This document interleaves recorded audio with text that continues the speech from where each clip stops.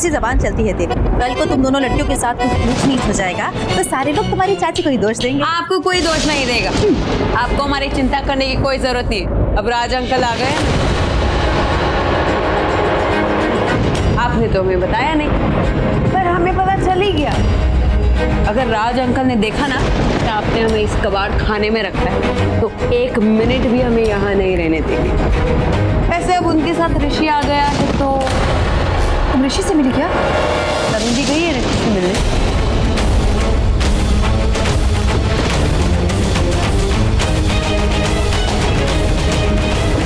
ऐसे क्यों गई जैसे इनके ऊपर कोई बिजली गिरने वाली। मनप्रीत, ऋषि वापस आया क्या? मनप्रीत बेटा। हाँ। अरे इसे बाहर निकालो। मनप्रीत बेटा, ऋषि वापस आ गया क्या? वापस आया नहीं, भाई गए कहाँ? अभी तो तुमने थोड़ी देर पहले कहा था कि ऋषि घर पर नहीं है। घर पे नहीं है, नहीं घर के अंदर नहीं, घर के ऊपर है, टेरेस पे। और वो लड़की? वो भी ऊपर ही है। वो लड़की भी टेरेस पे? हाय रब्बा, पानी तूने बहुत बड़ी गलती कर दी। इस तनु को घर में नहीं रखना चाहिए था, एकदम छत पर कहीं फुदकने के लिए।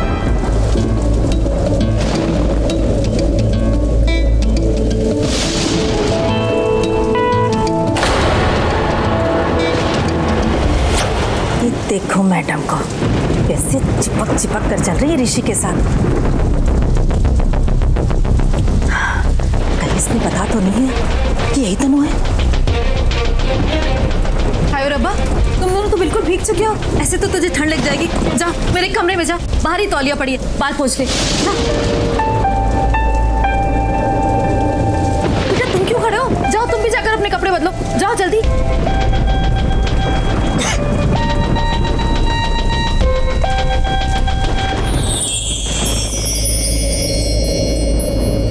क्या बात है, बड़ी खुश नजर आ रही हो। नहीं चाची, ऐसी कोई बात नहीं है। अच्छा, अब अपनी चाची से छुपाओगी? बताओ ना क्या बात है।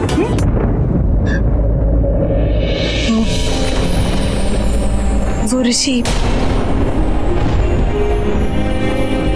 चाची, क्या सच में मेरा और ऋषि का रिश्ता आत्मा का है? मतलब हम तो एक दूसरे को पहचानते भी नहीं थे। ना उसे पता था कि मैं तनु हूँ, ना मैं जानती थी कि वो ऋषि है। जब हम पहली बार एक दूसरे से मिले, जाने क्यों हमें ऐसा लगा कि हमारा रिश्ता जन्मों जन्मों का है। और देखिए ना चाची, वो ही है मेरे बचपन का दोस्त, मेरा ऋषि। लेकिन तुम्हें कैसे पता कि ये तुम्हारा ही ऋषि है? मैंने उसे हमारे बचपन की बातें करते हुए सुना। तो तूने भी अपना नाम बता दिया होगा कि तू तनु है? ओह नो, ये तो बताने गई थी पर भूल गई।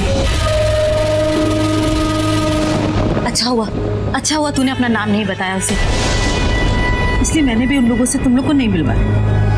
अरे हाँ चाची, आपने हम लोगों को उनसे क्यों नहीं मिलवाया? पर कैसे मिलवाती बेटा? अगर तुम्हें सच्चाई बता दूं, तुम्हारा दिल टूट जाएगा। तुमने तो सोचा ही नहीं ना कि ये दोनों तब क्यों नहीं हिंदुस्तान है जब तेरे माँ बाप जिंदा थे, क्योंकि ये अपने बेटे का रिश्ता मुझसे करना ही नहीं चाहते थे। नहीं चाची, ये सच नहीं है। हो सकता है कि कोई गलतफहमी हुई हो। ये ऐसी कोई बात नहीं है। जरा सोच बेटा, अगर वो लोग तुझसे मिलने आए होते तो अब तक मिलने लिए होते। याद है उस दिन जब तुम दोनों घर पर आए थे तो सब लोग थे घर पर। अगर मिलना चाहते तो मिल लेते। उस दिन ऋषि और नेहा का धोखा हो रहा था। वो लोग अपने बेटे की शादी तुमसे नहीं नेहा से करना चाहते हैं। हाँ,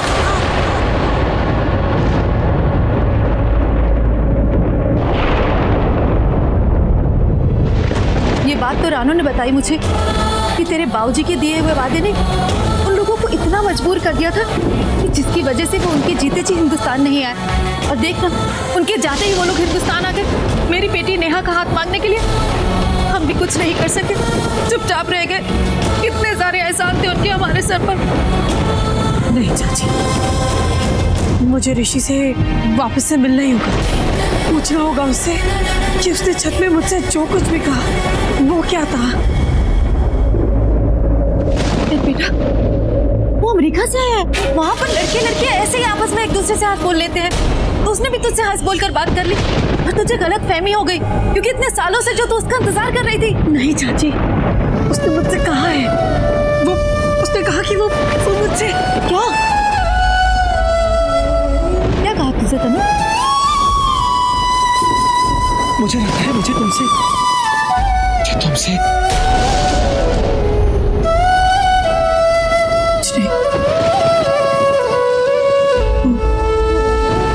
बारिश हो गई तो